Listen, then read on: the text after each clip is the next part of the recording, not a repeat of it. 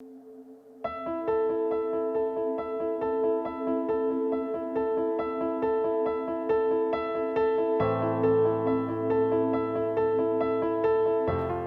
I'm Catherine Alice Michaels, and I'm surrounded by artist books from the Cynthia Sears collection, and I have the fun job today of sharing 2 of these artist books with you.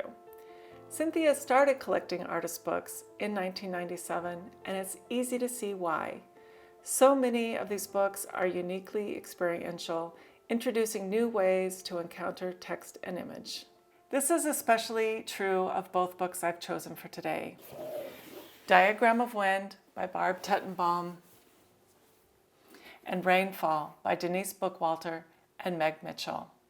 Science, research, and technology have always played a big part in making artist books, and that's especially true of both of these. This is Diagram of Wind by Barb Tetenbaum. When I asked Barb about the making of this artist book, she began by saying, "I touch and handle paper, and suddenly I can imagine a project connected to that surface." Barb began by gluing strips of paper onto Japanese papers with variations in spacing. As she experienced their movement, feel, and sound, the articulation of the pages inspired her to keep playing. As Barb talks about her work, I can see the value of experimentation, play, and research. Barb is interested in wave theory and wave dynamics, which inform the structure of the book and the undulating wooden base that supports it. She read science books written for children as well as scientific essays, gleaning text for the book. The base is book cloth for flexibility and support. The text and images are letterpress printed onto various papers and collaged on. To bring the book fully to life, Barb included a poem by Michael Donaghy called Glass. The sestina form has its own rhythms and repetitions, and wind is one of the words Michael used as part of the repeating structure. The title, Diagram of Wind, comes from his poems.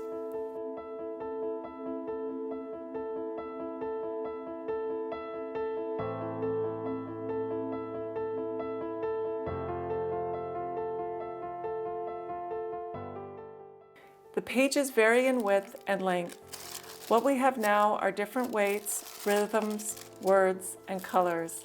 We have crinkles and rubbing, airlifting and falling as we turn pages. You can feel both flexibility and strength in the articulated paper. Barb calls this book fussy and time-consuming, and I can well imagine, with all its variables, that like the wind, containment is a challenge. Rainfall is the poetic creation of Meg Mitchell and Denise Bookwalter. I can't help but fall in love with any book that has a vowel, and this book has a lot.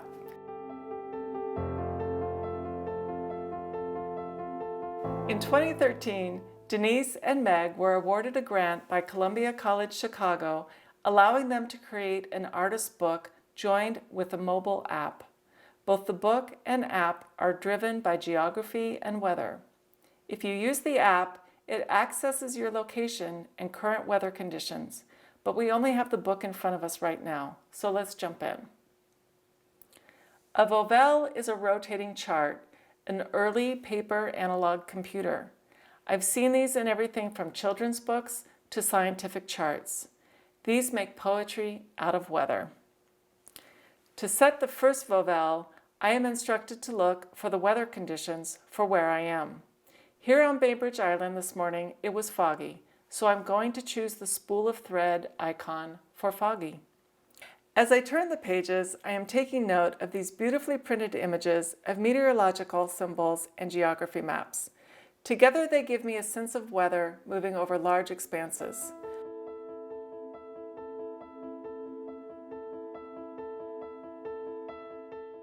Turning the page, there are also 2 weather-related texts on the left. They are distinctly separate lyrical voices set apart through typeface treatment.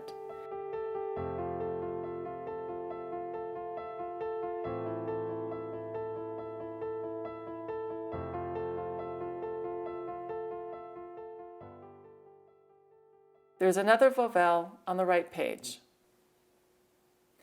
I'm instructed to set this vowel to the spool icon as well, and on every succeeding vowel, and by the end, I'll have a fog poem read through the windows of the vowels.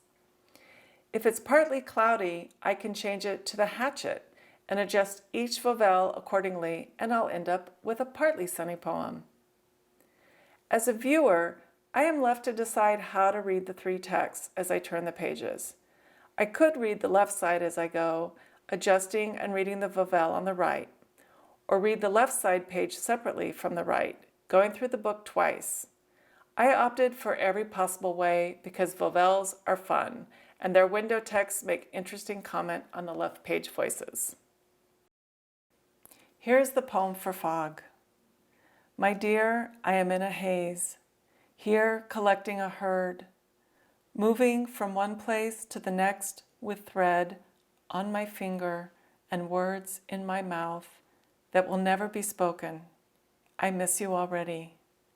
I cannot see where you are going, but I can tell you will return to this place we built with sticks and stone. The milk is in the fridge. I know you will need it when you come back. The three presentations of text in rainfall remind me of the land and the weather, variable and full of wisdom. I tend to think about land separately from the weather, but I'm reminded by the intersection of texts in both these books. The geography drives the weather, and weather shapes the land. I'm Catherine Alice Michaels, and I thank you for watching Artist Books Unshelved. I look forward to sharing more artist books with you in the weeks and months to come.